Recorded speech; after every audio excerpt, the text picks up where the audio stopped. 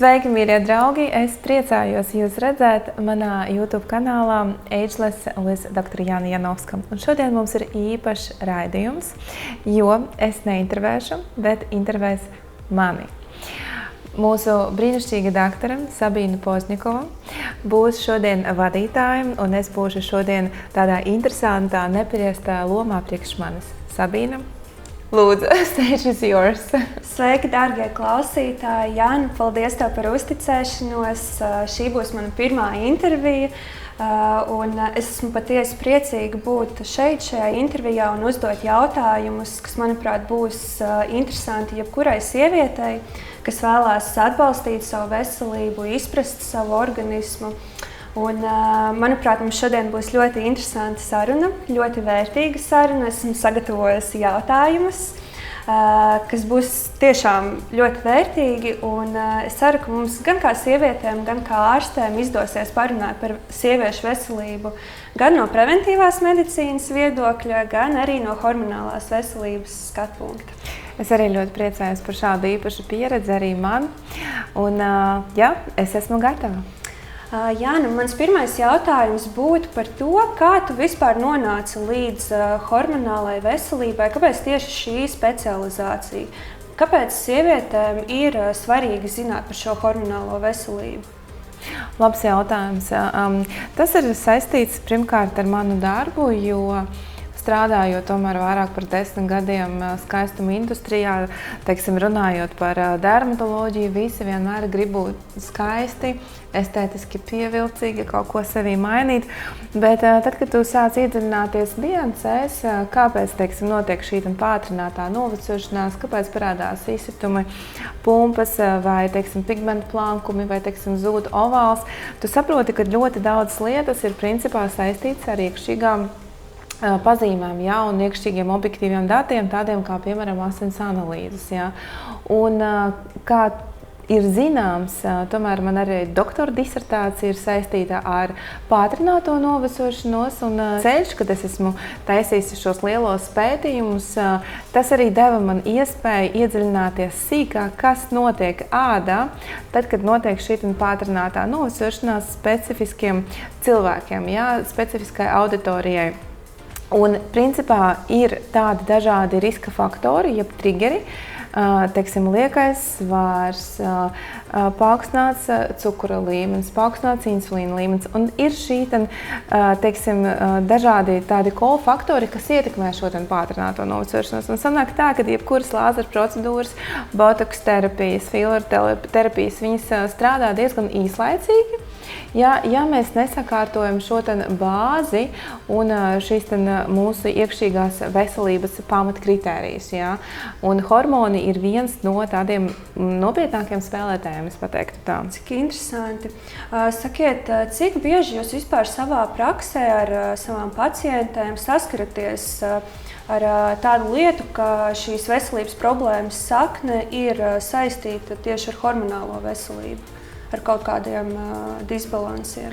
Es pateiktu, ka ļoti bieži, jo principā vai nu tieši vai arī netieši hormoni vienmēr ir iesaistīti, jo principā mēs sastāvam no hormoniem, jā, un ja parādās kāds simptoms, piemēram, tur gribās apēst krosānus vai gribās apēst, teiksim, bulciņas vai konfektes, jā, principā mums ir jāsaprot, ka iespējams ir iesaistīts kaut kāds hormonāls disbalans, tajā skaitā, piemēram, premenstruāls sindroms, PMS tā saucamais, jā, kad tu jūties disbalansā, kad trūkst šīs progesterons, jā, un estrogēns ir dominējošs, tad arī ir šīs emocionālās labilitātes, jā, ka sieviete jūt trauslāk, viņi nejūt šo emocionālo aizsardzību, tad arī gribās, teiksim, parādās šī jau ķermeniski kaut kādi paterni, jau kustības, jā, piemēram, vai gribās paēst kaut ko saldu vai iedzert kaut ko rūgtu un tā tālāk. Tā kā principā es sastopos ar to ikdienā. Kā, piemēram, ir, kad ir šie izteiktie PMS simptomi, teiksim, izteikta raudulība, tieksme uz kaut kādiem saldumiem, fast food. Vai tas ir normāli, vai tomēr, ja tie simptomi ir izteikti, vai sievietei vajadzētu iet pie sava ārstējošā ārsta un, teiksim, kaut kā risināt šo situāciju? Ļoti labs jautājums, paldies. Es uzskatu, ka principā kaut kādas minimālas svārstības tas ir normāli, jo tomēr parasts cikls ir 28 dienas menstruāls, ja sievietes menstruē un nav menopauzē. Un principā, protams, mums ir dažādas fāzes.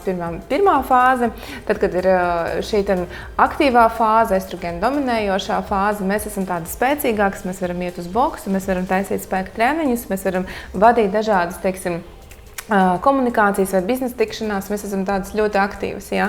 Un šajā fāzē, protams, tas ir normāli izjust šo pat kaut kādu mini-agresivitāti. Ja? Apovulācija atkal mums ir tāds pāreja no estrogēna dominēšanas uz progesteronu, un dažām sievietēm ir tā paaugstinātā jūtība, ja? Kad estrogēns samazinās, progesterons vēl nav izaudzis līdz nepieciešamam līmenim, ja? Un tad notiek šī disbalans, testosterons paliek tajā pašā līmenī, ja, un sieviete jūt šo teiksim, bedri, ja, hormonālo bedri. Un tas jūtīgums katram ir ļoti individuāls un personalizēts. Ja, ja šis līmenis neizmaina viņas dzīves kvalitāti, ja viņa vienkārši jūtās emocionāli jūtīgāka mazlietiņās, ja, tur, teiksim, ķermeniski jūtīgāka, tas ir ok, tas ir normāli. Bet ja sieviete saka, ka nedēļu pirms menšreizēm es vispār nevaru dzīvot, es esmu agresīva, es nevaru komunicēt, man viss tracina, ja? Man ir vēdra pūšanās, es nevaru gulēt, man ir nenormāli vienkārši kreivingi, ja? Teiksim, es nevaru apstāties, kad es ēdu, es vienkārši nedzīvoju. Ja? Tad, protams, tas ir tas moments, kad jāiet pie ārsta, jātaisa asins analīzes un jātiek galā, lai tomēr sabalansētu to organismu, hormonālo līmeni un arī iedot sievietei kvalitatīvu dzīvi, ja? Tātad dzīves kvalitāti uzlabot. Es esmu arī lasījusi, dzirdējusi to, ka pašu šo PMS, premenstruālo sindromu, dēvē par tādu kā mini perimenopauzi, kad, ja sievietei, teiksim, ir izteikts šis PMS, ka tas varētu liecināt par to, ka arī nākotnē viņai būs sarežģītāka perimenopauzes šis posms. Vai tā ir taisnība, vai tur ir kaut kāda saistība? Kā jūs to komentējat? Ļoti interesanti. Es uzskatu, ka jā. Jo, ja sievietē, teiksim, ir šī estrogēna dominācija, kad estrogēna dominē par progesteronu, piemēram, viņai varētu būt arī policistisks kulniņa sindroms, hiperandrogenēmija, vai kaut kāds cits hormonāls disbalans, protams, tas var arī, teiksim, pēc tam arī paaugstināt risku vai varbūtību, kad viņas organisms būs jūtīgāks uz šiem hormonu deficītiem nekā, piemēram, sievietē, kurai nē. Bet otrs moments arī, kas noteikti ir praktiski jāpielieto, jāpajautā savai ģimenei, mammai, vecmāmiņai, ja ir tāda iespēja, kā viņiem noritēja menopauze un vai viņi izjuta vispār to.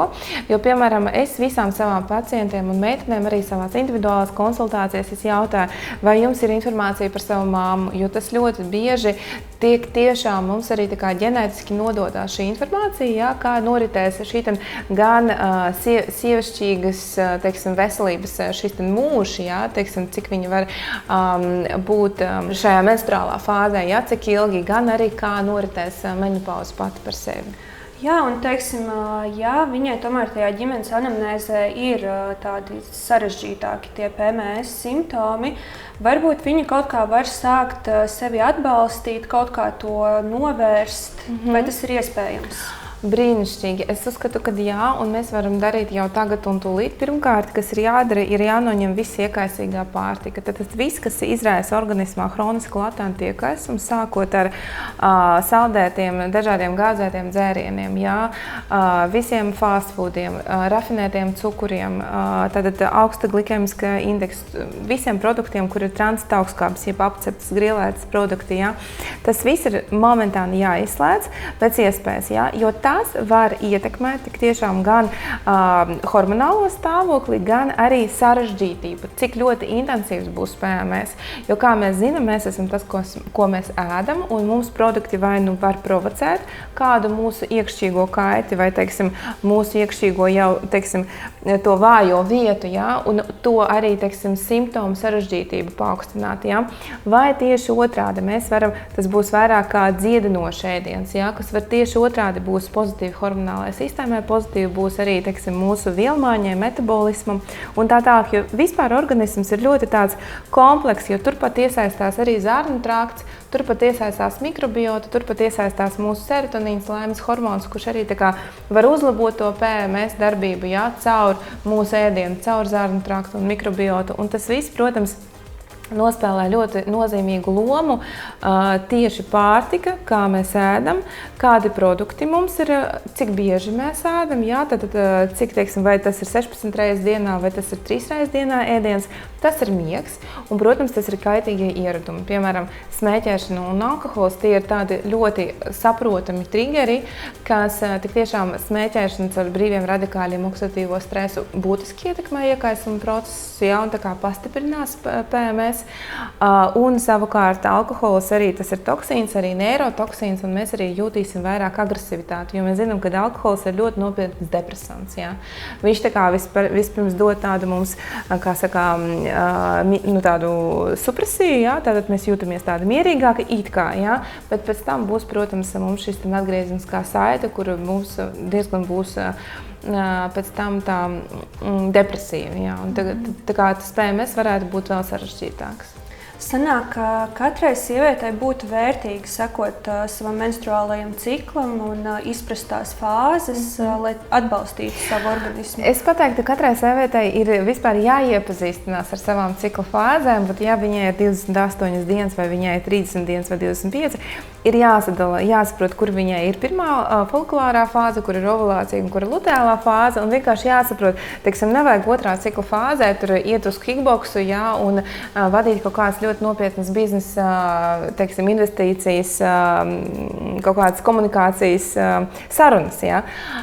Taču pirmajā cikla fāzē noteikti var sevi parādīt savu stipro pusi, un tomēr tādā veidā arī atbalstot maltīti, jā, teiksim, otrā cikla fāzē labāk, lai viss ir tāds mierīgāks, tāds, teiksim, saudzējošāks, jā, bet pirmā cikla fāzē var arī, teiksim, aktīvāku ēdienu arī uzņemt. Līdz ar to es domāju, ka sievietei vienkārši jāiepazinās ar sevi, ar savu hormonālo ciklu, un viņiem būs daudz vieglāk. Kā viņi to varētu uzsākt darīt? Es domāju, ka pirmkārt noteikti tad, kad viņai sākās mēnešreizes sievietei, tā ir pirmā cikla diena, jā. Un tad vienkārši savā kalendārā atzīmēt pirmā cikla diena, saskaitīt 14 dienas, ap 14. 15. dienu ir šī ovulācija. Un tad mums jau sāk pacelties progesterons, jā. Un tā jau būs otrā cikla fāzē. Un progesterons ir tāds, es viņu saucu par tādu kaifa hormonu, jā. Tas ir tas moments, kad jāizbauda, jā. Tātad visādas tur masāžas, ūdens relaksācijas, kaut kādas jogas, meditācijas vai stretchings, jā, vai kaut kādas miera pastaigas. Jā. Tas ir tas moments, kad jums ir jābūt tādai mierīgākai un sazinātākai. Un organisms to visu jūtīs un būs daudz lielāka harmonija starp to, kādi hormoni ir fizioloģiski un kā jūs uzvedaties savā ikdienā. Kādi fizioloģiskie procesi notiek sievietei pēc 35 gadiem? Kāpēc šis vecums, jūs arī par to daudz runājat, tiek uzskatīts par tādu kritisko punktu, kad sievietei vajadzētu sākt aizdomāties vairāk par savu veselību? Jā. Vai varbūt tas ir jāsāk vēl agrāk?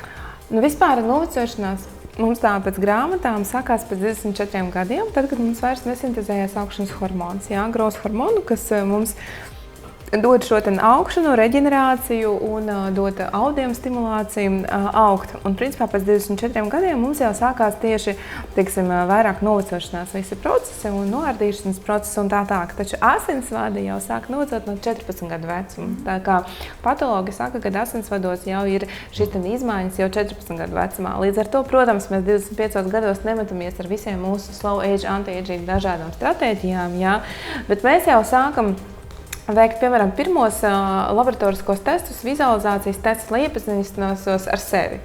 Jo mēs iepazināmies ar citiem cilvēkiem, es esmu Madara un es esmu ekonomists, jā, bet mēs vairāk cilvēki no mums nav iepazījušies ar sevi, ar savu hormonālo sistēmu, ar saviem laboratoriskiem datiem. Un, manuprāt, 24 gadi tas ir tas posms gan puisim, gan meitenei, kad jāiztaisa pilnu check-upu, vismaz bāzes līmenī, lai saprastu, kas es esmu, kur es esmu šobrīd. Un vai tā, kā es dzīvoju, ir manam organismam labi, vai viņš ir pilnvērtīgs, vai visi mikroelementi, vitamīni, orgānu sistēmas, endokrīnās sistēmas, viss strādā tā, kā ir nepieciešams un jūtos labi, ja pat nav simptomu. Taču vecumā jau pēc 35 gadiem tās jau tāds laiks iepazīstināt arī ar saviem hormoniem.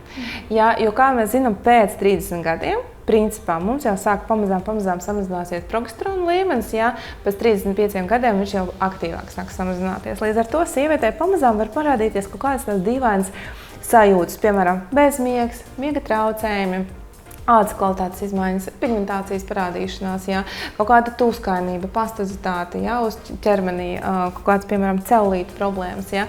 Celulīts, tas ir tāds vulgarizēts nosaukums, protams, tas nav celulīta, bet ādas izmaiņas, ja, jeb līdzinās ādas izmaiņas. Līdz ar to pēc 35 gadiem noteikti vajadzētu jau vērsties uzmanību testosteronam, dihidroepiandrostendinom, libido jautājumiem, tieši hormonālajai sistēmai, gan sievietēm, gan arī vīriešiem. Tad sanāk, ka pie jums ideālā variantā sievietēm vajadzētu vērsties jau pēc 24 gadiem. Es domāju, ka noteikti, jā, jau 24, 25 gadi, tas ir tāds ļoti apzināts, veselīgs, emocionāli nosvērts, teiksim, jautājums, kad es gribu aiziet pie doktora, lai izvērtētu savu veselības stāvokli, kur es esmu šobrīd, un vienkārši tā, lai es saprastu arī savus riskus, teiksim, izvērtējot arī anamnēzi un ģimenes stāvokli, jo es vienmēr runāju tik tiešām, kas ir bijis ģimenē, ne tikai, teiksim, mammai, tete, bet arī vecmāmiņai un vectētam, jo mēs zinām, ka ļoti daudz, kas varētu būt mums arī ģenētiski pārmantots. Un arī ne tikai līmenī ģenētiskā, bet arī uzvedības līmenī. Piemēram, kas ir ēsts ģimenē, piemēram, ar mammu, ar tēti, kādā atmosfērā un ir bērns izaudzis, kādi viņam ir paterni, ko viņš ir iemācījis. Piemēram, tur cukurs vai kūciņas ir kā atalgojuma sistēma. Un tad, protams, viņam izveidojās arī no ģimenes šie paterni. Ja?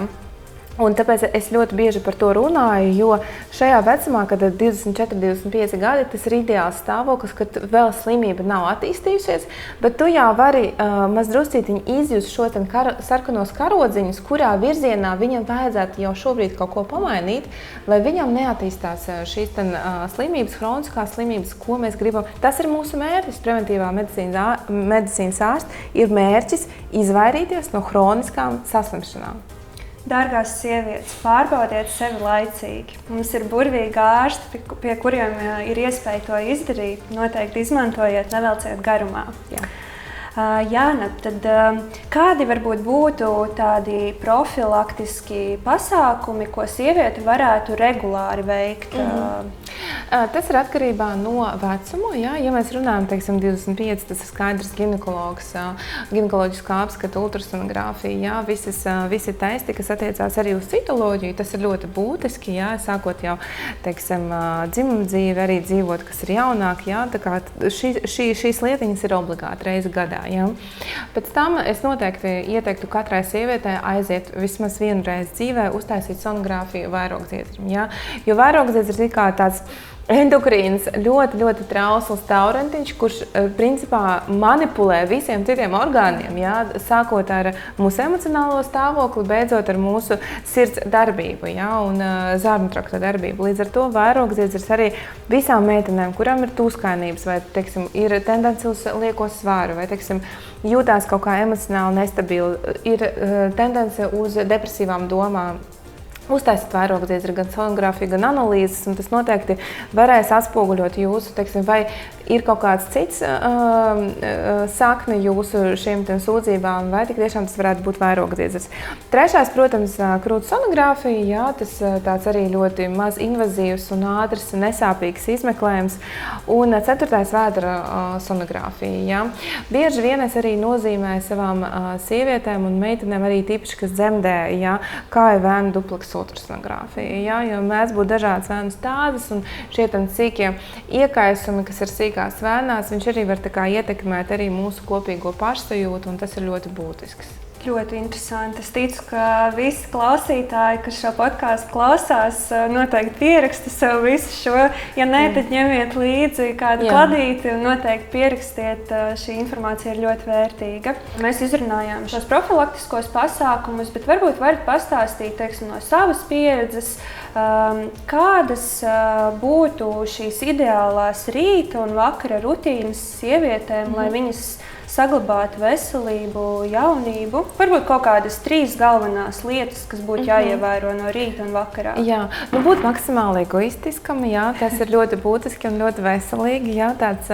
Es vienmēr tā saku un cenšos pateikt, ka tāds mazrusītiņās sevis saudzējošais egoisms, tas ir ļoti veselīgi. Jo es strādāju bieži ar sievietēm, un es vienkārši redzu, ka sieviete izplūst ģimenē, un principā viņas rīts ir sākās ar ģimeni, un arī beidzās ar ģimeni, un viņai vispār nav vietas, viņas nav. Un paiet 5, 10, 15 gadi, un organisms, protams, saka, ka es arī esmu, un izrādās, ka man arī ir nepieciešama šī uzmanība. Līdz ar to, pirmais, ko es gribu pateikt, atrast sevi un atrast sev laiku. Un tas ir ļoti normāli, ja jūs pateiksiet savai ģimenei, ka šeit man draudziņi ir nepieciešama stunda pilnīgi mierā, no rīta vai vakarā, un ap sevi nostādīt tādus, teiksim, visādus apstākļus, ka pēc iespējas, ka, ja ir nepieciešama palīdzība, palūdzat šo palīdzību, lai aizsargātu savas robežas un aizsargātu savu intimitāti. Tas ir ļoti būtiski, tīpaši sievietēm.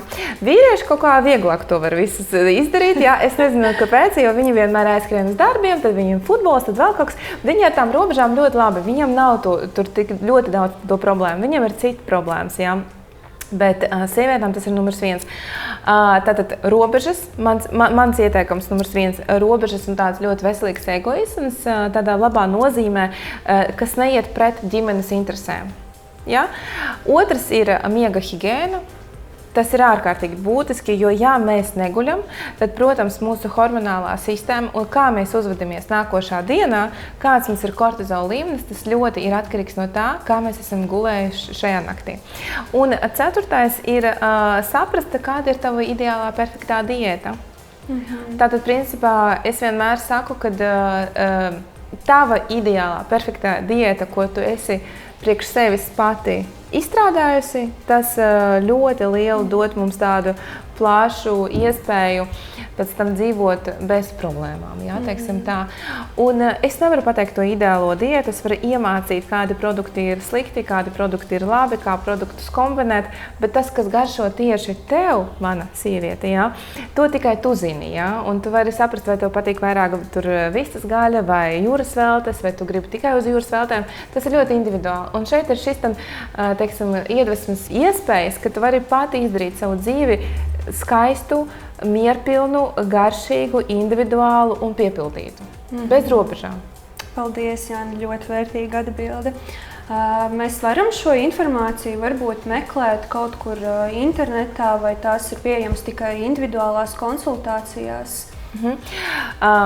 Principā ir tā, ka laiku pa laikam, tur reizi 2 mēnešos vai reizi 3 mēnešos, es taisu tādus kā webinārus, seminārus, kur es principā arī mācu sievietes. Es dodu gan teoriju, gan arī praksi, gan arī mums ir praktiskā daļa, kur ir dažādas receptes, kur es mācu, kā vajag izveidot pašai sev šo ideālo viņas gan rutīnu, gan arī kā pareizi ēst, ar kādiem produktiem, kā varētu balansēt, kā varētu spēlēties.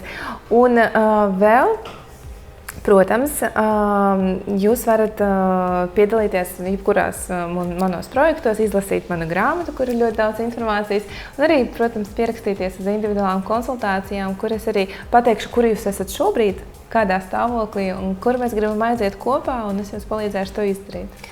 Dārgās sievietes, mēs atstāsim visu informāciju zem video aprakstā. Jūs varēsiet atrast gan Jānas Instagramu, gan informāciju par grāmatu, konsultācijām. Noteikti izmantojiet, noteikti piesakojiet. Jāna, tad varbūt pastāsti, kādas būtu tās biežākās uzturu kļūdas, ko sievietes pieļauj ikdienā savos paradumos. Kas ir tās galvenās kļūdas, ko tu redzi savā praksē? Savā praksē, paldies par jautājumu, savā praksē visvairāk es redzu uzturu kļūdas, kas ir saistītas ar apslēptām emocijām. Tad uzturkļūdas ir apslēptās emocijas, jā. Jeb apēstās emocijas, jā. Jo principā ir tā, ka sieviete visu saprot, viņa visu zina. Šobrīd mums ir tik daudz informācijas, mums ir tik daudz avoti, mums ir gan arī dažādi treniņi, semināri, diētas, webināri, pat plāni visi ir sarakstīti. Ja? Bet problēma jau ne tajā informācijas avotā, bet problēma ir tā, kā es varu to pielietot dzīvē, realizēt, uzturēt un palikt savā šajā harmoniskā, vieglā, neatkarīgā no ēdienu stāvoklī. Šis ir vislielākais tāds sāpju punkts sievietēm, un visbiežāk, kad es sāku iedziļināties, kāpēc tāds rodās, kur ir problēma, tad tās ir, protams, emocionālās kaut kādas vai nu bērnībā lietas, ka kāds ir, teicis, nevajag to darīt, jā, vai kaut kādas attiecību vai kaut kāda konflikta situācijas, un kad sievietes vienkārši saprot, ka viņai vienīgā bauda šobrīd, tagad un tūlīt, kas 100% nostrādās, ir ēdiens. Un, protams, mūsu smadzenes ir pieredzinājušās pie tām, viņam ļoti viegli, tā kā smadzenes un mēs vispār esam diezgan tādi, kā saka, lazy, jā, tas ir Slinki, jā, paši par sevi, protams, iemācīties jaunu, tik ļoti labi nostrādājušu paternu ir ļoti grūti, piemēram, aiziet pameditēt, paelpot, parunāt ar draugu vai, pasportot.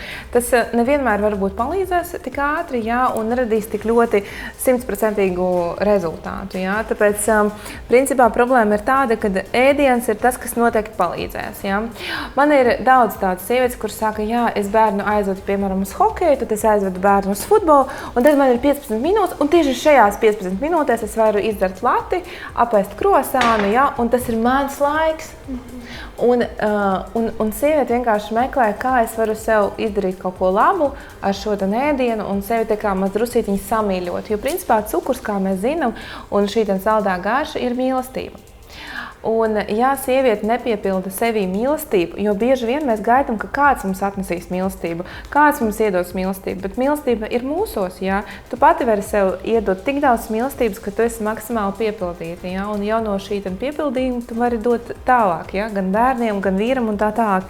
Un ēdiens tas ir tikai izdzīvošanas labs mūsu elements, no kā mēs gūstam resursu. Un arī es neesmu kategoriska, es nedemonizēju produktus. Ja gribās apēst kaut kādu, garšīgu, desertu, jā, tas arī ir iespējams, jā, un mēs baudam un mēs dzīvojam. Bet mums ir ikdiena, mums ir disciplīna, mums ir rutīna, jā, kurai mēs izejam cauri, un tas dod mums šo hormonālo veselību, kas ir sinhronizācijā ar mūsu bioloģiskiem ritmiem. Jūs jau iepriekš pieminējāt par šo zarnu mikrobiomu. Kāpēc ir svarīgi vispār saprast šo zarnu mikrobiomu un kāda ir saistība tieši ar hormonālo šo veselību zarnu mikrobiomam? Foršs jautājums. Tātad mums ir zarnu mikrobiota, mikrobioms. Mikrobiota tie ir paši mikroorganismi, mikrobiota tas ir kopā ar DNS un visiem DNS materiāliem. Un principā ļoti būtiski saprast, ka tas ir vesels orgāns. Ja?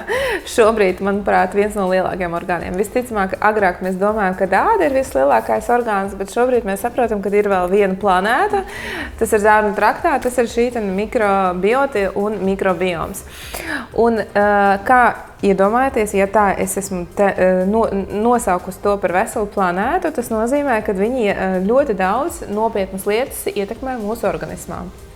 Un viens no šīm lietām ir, protams, šī hormonālā sistēmas regulācija un šīs, daļa no šī mikrobiota, kas ietekmē mūsu sieviešu hormonālo sistēmu, saucās estradiolons. Tas nozīmē, ka tās ir tās baktērijas, kas regulē hormonālās sistēmas vielmaiņu un estrogēnu vielmaiņu. Un ar šo estradiolonu palīdzību sieviete vai nu jūtās labi, vai jūtās nelabi. Ja? Vai tās baktērijas, kas tur dzīvo, viņas vielmaiņas procesā rada mums tādu patīkamu hormonālo vidi vai nē. Un tas var pat ietekmēt, cik ātri iestāsies menopauze, kādi būs simptomi menopauzē, cik ļoti spēcīgi būs simptomi menopauzē un arī premenopauzālās periodas attīstības ātrums.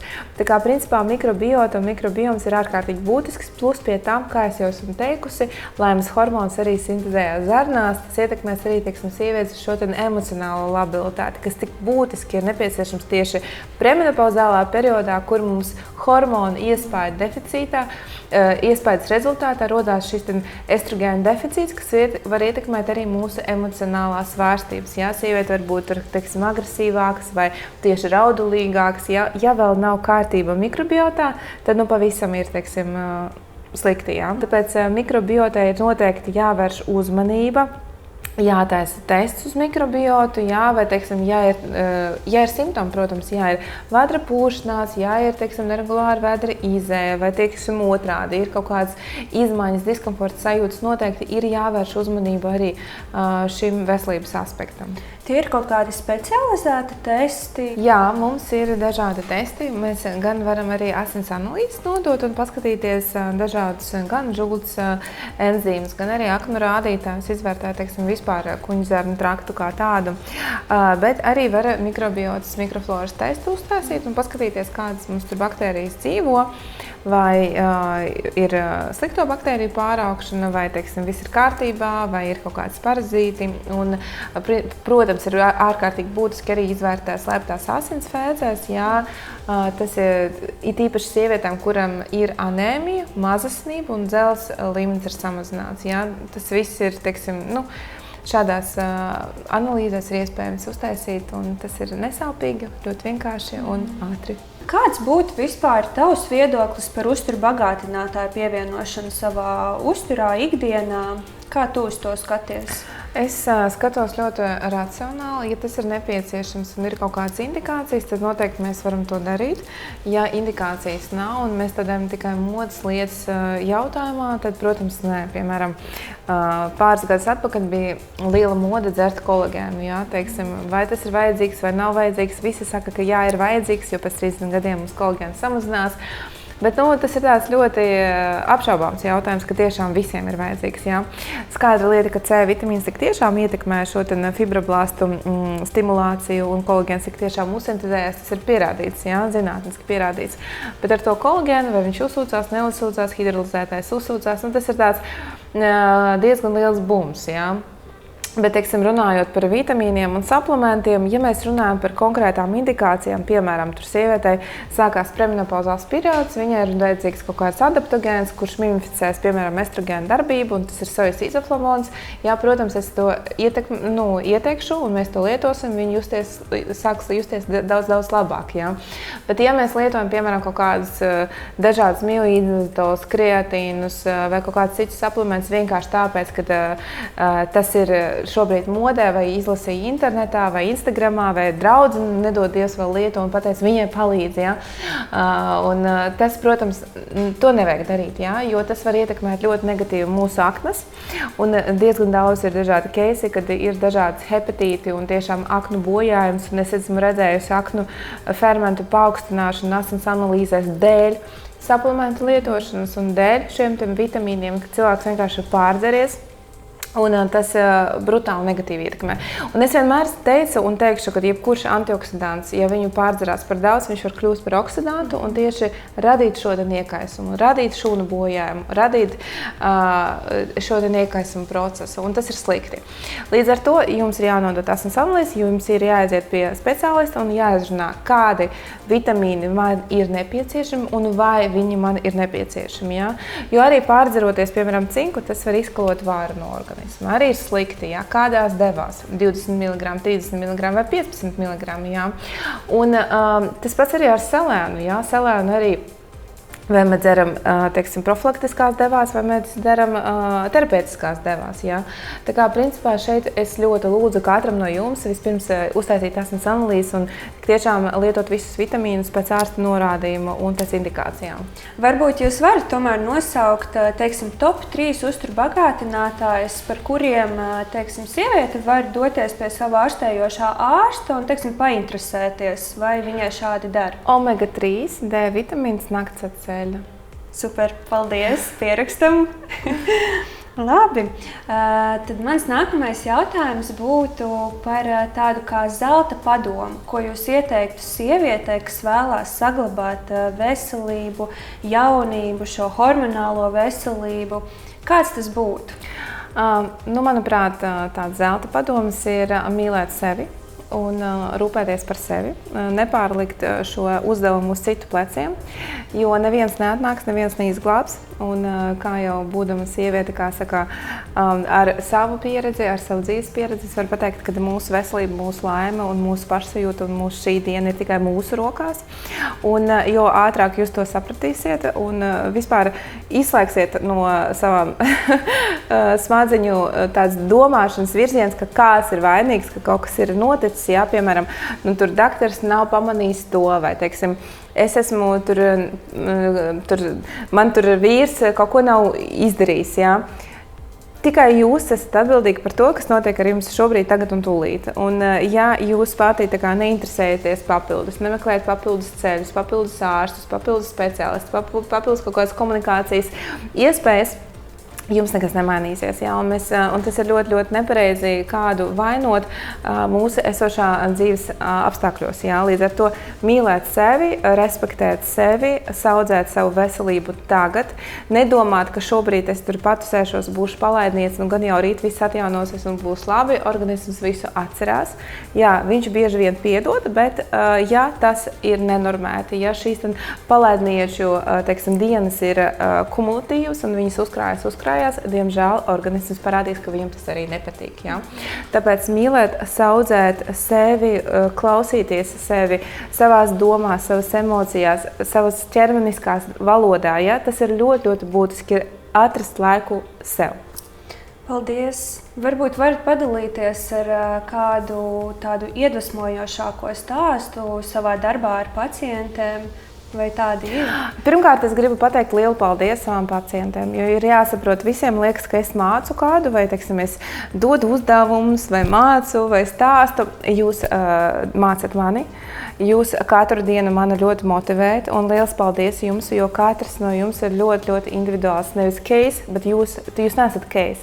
Katra no jums ir individuāla sieviete un personība, un jūs mācat mani, jo es katru reizi iedziļinos katrā stāstā un dvēseles, teiksim, tādā izpausmē, un, protams, tas ir fantastisks mans māceklis, jā, jo man ir jāatrod gan izraisītājs, man jāatrod šī sakne, man jāiedod jums piedāvātie varianti, un mums jāaiziet kopā šis ceļš no A līdz punktam B. Tāpēc, principā, visas sievietes, ar kurām es strādāju, protams, arī ar vīriešiem, un no ģimenēm man ļoti daudz arī atnāk tādas kā couple konsultācijas, un tas ir brīnišķīgi vispār, kā vīrietis ar sievieti kopā atbalsta. Jā. Es viņam no rīta dodu vitamīnus, es viņai vakarā atnesu magnīju, jā, jo viņa aizmirst visu laiku, un redzēt vispār šādu tendenci un sadarbību, un kā partneri kopā palīdz vienam otram dzīvot dzīvi. Manuprāt, tā ir vislielākā laime, un man gribās pateikt vienkārši sievietēm, kad uzdrošināties būt veselas, uzdrošināties būt laimīgas, un es domāju, ka tas ir pats galvenais. Tik skaisti, ļoti skaisti. Varbūt varat padalīties, jūs minējāt to, ka jūs arī pati daudz mācāties no citiem cilvēkiem. Varbūt varat padalīties ar kaut kādu padomu, kas jums kaut kādā dzīves posmā ir ļoti palīdzējis. Šobrīd man ir tāds insights, pavisam tāds svaigs, tāds domas, ka ja cilvēkam ir, teiksim, viss labi ar veselību, viņam ir 1000 jautājumu, bet ja viņam ir problēmas ar veselību, viņam ir tikai viens jautājums, kā izvesaļoties. Ja? Un es visu laiku gribu atgriezt jūs tajā realitātē, jo principā insights ir tāds, ka ja jūs šobrīd dzirdat, klausieties, elpot, jums nav hroniskas saslimšanas un jums ir, nav veselības problēmas, jūs jau esat ļoti laimīgs cilvēks, jā? Jo strādājot ikdienā ar medicīnu, medicīna ir ļoti nežēlīga. Diemžēl tāda lieta, ka tur sastopies ar dažādiem ļoti smagiem gadījumiem, sarežģītiem gadījumiem, smagām diagnozēm, kurām arī manā ikdienā mēdz būt. Ja? Un tu saproti to vērtību, ka dzīve pati par sevi, tas ir ļoti liels miracle, ja? Tas ir ļoti liels brīnums. Ja? Un jums vienkārši tikai viens jūsu dzīvē uzdevums ir to saudzēt. un nes to arī savā ģimenē, un arī to iemācīt savā ģimenē, savā tuvākā lokā. Ja jūs nesat veselību, ja jūs nesat tādu emocionāli veselīgu atmosfēru apkārt sev, tad jūsu dzīve būs dzīves garumā daudz labāka, veselīgāka un laimīgāka. Paldies, ļoti skaisti. Kā jūs vispār, teiksim, atbalstat sevi? Vai jūs sevi nosaukt par laimīgu sievieti? Noteikti. Jā. Noteikti, jā. Es esmu laimīga sieviete. Un, kā es sevi atbalstu? Vislielākais mans atbalsts ir mans klusums un miers. Un tad, kad es esmu viena, vai es esmu viena mežā, vai es esmu galvenais bez cilvēkiem. Ja? Tādā miera ostā tas man ir vislabāk. Man ļoti patīk ceļot, man ļoti patīk vienkārši kaut kur iedvesmoties, pastaigāties un galvenais nekomunicēt. Ja? Tik tiešām man ļoti, jo es tik ļoti atdodu, jo es bieži vien dzirdu, kad mēs arī atdodot, arī gūstam atpakaļ. Man sanāk rētāk tā, jo es jūtos diezgan bieži iztukšota, līdz ar to man ir savi instrumenti, ar kuriem es varu uzpildīties. Ja? Un visbiežāk tās ir meditācijas, tā ir skriešana, tā ir joga, tā ir komunikācija ar tuvākiem, bet labāk vispār nekomunikācija.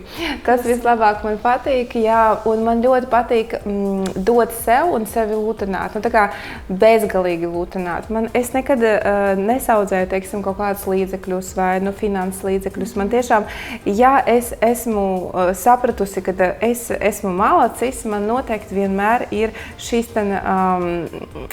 reward, kā būs pareizi? Atalgojums, jā. Es vienmēr dodu sev atalgojumu un es pasaku, Jāna, tu esi šeit malacis, jā, tu esi bijusi man nāko, tu esi uzstājusies, tev ir, teiksim, sasniegums, tu esi malacis un es dodu šo savu atalgojumu un tad es un mans iekšējais šis motivators, mēs ejam tālāk. Superīgi. Man liekas, tā ir iedvesma jebkurai sievietei, bet, manuprāt, tur arī iekšā slēpjas kaut kāda tāda sava iekšēja disciplīna. Man šķiet, jūs esat ļoti disciplinēti, jūs arī to rādat savos sociālajos mēdījos. Varbūt jūs varat padalīties ar kaut kādiem, tā teikt, tips and tricks savai produktivitātei, savai disciplīnai. Jā. Man ļoti patika, kā jūs pateicāt savai produktivitātei. Es tiešām esmu ļoti produktīva un bieži vien es saku, man nesen ļoti lieliska meitene uzlikas make-upu un jautāja, kā jūs to darat? Es saku, ziniet, man vienkārši nav laika slikti justies. Man nav laika, man katra diena ir kā jauna dzīve, un es esmu ļoti tāda, man ļoti patīk dzīvot, un tāpēc man ļoti svarīgi darīt tās disciplinētās lietas, manu rutīnu, lai mana nākamā diena ir tikpat forša kā šī diena, ja? Jo es tā kā uzņemos atbildību, kā es jutīšos rīt, kā es izskatīšos rīt, cik ļoti es būšu produktīva, funkcionāli, es nesu atbildību par savu komandu, es nesu atbildību par saviem cilvēkiem. Un līdz ar to man vienkārši nav laika un man nav šīs bērnišķīgās, gan jau kaut kā sakārtosies, ja, pats. Nē, nesakārtosies. Ja? Un šī atbildība, ka tu saproti, ka tu esi tas centrs priekš sevis, ja, tagad un tūlīt, un tu esi atbildīgi par to, kas notiek ap tevi, tāpēc tu arī vari pateikt nē cilvēkiem, tu vari pateikt nē tikšanās reizēm, ka tev ir nepieciešams šis savs laiks, teiksim, lai arī pēc tam dotu vairāk. Ja? Un tie pamata disciplīnas momenti, ko es nekad vispār, teiksim, neizmainu, tas ir miegs. Es neaizietu ne uz kādu kino vai ballīti, teiksim, līdz 1 naktī. Es vienkārši saku nē, jo man rītā man jauna diena, man rītā ir tas ieplānos, tas un tas, jā. Līdz ar to tas ir mans tāds kodols. Otrs ir komunikācija ar cilvēkiem. Es noteikti nekomunikēju ar tiem cilvēkiem, ar kuriem man nav patīkami. Mani arī ar pacientiem. Man bija keisi un gadījumi, kad es esmu atteikusies no pacientiem. Mums ir pilnīgi brīva izvēle. Mēs varam kādu akteri atteikties. Jā? Bet šobrīd man jau izfiltrējas tāds mans kontinents, inteliģents, foršas sievietes un vīrieši. Un vienkārši mēs esam vienā vilnī. Jā? Un trešais, es domāju, ka tas ir sports un ēdiens. Jā? Tomēr man visu laiku manā dzīvē ir šī sports, ir kvalitatīvs, ļoti foršs ēdiens, kurš man garšo, mana personalizētā diēta, Dr. Jānas diēta. Ar kuru jūs dalāties? Ar kuru es dalos projektos, maratonos, jā. Ideāli. sanāk būtībā tā galvenā doma ir tāda, ka nevajag atlikt dzīvi kaut kad uz nākotni, gaidīt, ka viņa pati kaut kā sakārtosies, bet drīzāk tagad un šajā momentā jau veikt kaut kādas darbības, kuras varbūt šķiet, priekš kam tagad vajag, man nav laika, bet atrast laiku tagad, lai nākotnē tas nebūtu tā teikt jāmeklē pareizi. Protams, dzīvojot šodienu tā, kā tu gribi justies pēc 10-15 gadiem, jā, tā kā pilnīgi kodēt savu ikdienu un savu dzīvi tā, kā tu gribi pēc tam.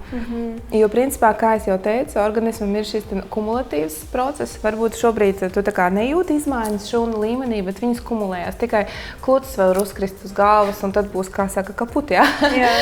Bet viss pārējais, jā, šie šūnu bojājuma līmeņi, viņi kumulējās dienu pēc dienas, dienu pēc dienas, un tad notiek šis breakdowns, bojājums, un tad attīstās slimība.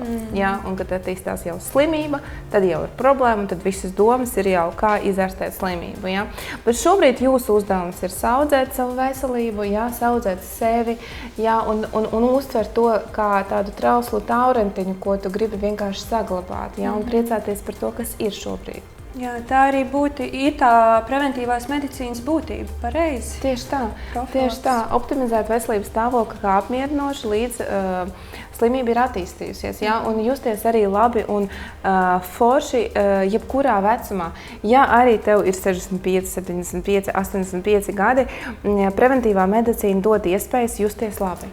Ideāli. Dodaties pie burvīgās Jānas konsultācijām un atgūstiet jaunību, veselību, labsajūtu. Mēs tuvojamies intervijas beigām, un es gribētu noslēgt šo interviju ar jautājumu, ko jūs vēlētos nodot tagad šajā momentā katrai podkāstu klausītājai, kas būtu tas viens novēlējums? Saudzēt sevi un aiziet pie saviem tuvākiem un pasakiet, lai viņi saudzē sevi, parūpēties par savu veselību un neatliekat dzīvi uz rītdienu. Burvīgi. Paldies! Paldies, Jāna, par šo dziļo un tiešām vērtīgo sarunu. Manuprāt, jebkura sieviete, kas šo podkāstu klausījās, noteikti priekš sevis atrada atbildes, kuru viņa ir meklējusi ilgu laiku, kaut kādus praktiskus padomus, ko viņi var pielietot savā ikdienā. Un, paldies, Jāna, par šo interviju. Paldies, ka tu dalies. Paldies, ka jūs dalāties ar savām zināšanām, ar iedvesmu, ar iedrošinājumu katrai sievietei izvēlēties sevi un savu labsajūtu ar šo veselīgo egoismu. Jā. Un, paldies jums! Paldies jums, Sabīne! Starp citu, Sabīne ir daktare, topošā ģimenes ārste, un Sabīne arī ir manas komandas, teiksim, kodols, jā, un daudz, ko jūs redzat manā teiksim, sociālā vidē, tas ir Sabīnes radīts, un paldies jums par to, ka mēs ejam kopā, un es esmu pārliecināta, ka šeit ir brīnišķīgs preventīvs ģimenes ārsts, topošs, un lai jums arī viss izdotās. Un, mīļie draugi, es gribu pateikt, jums neesat perfekti, esat īsti. Tiekamies mūsu jaunajās sērijās, ar jums ir bijusi doktora Jāna Janovska un Sabīne Poiznikova. Paldies! Tiekamies!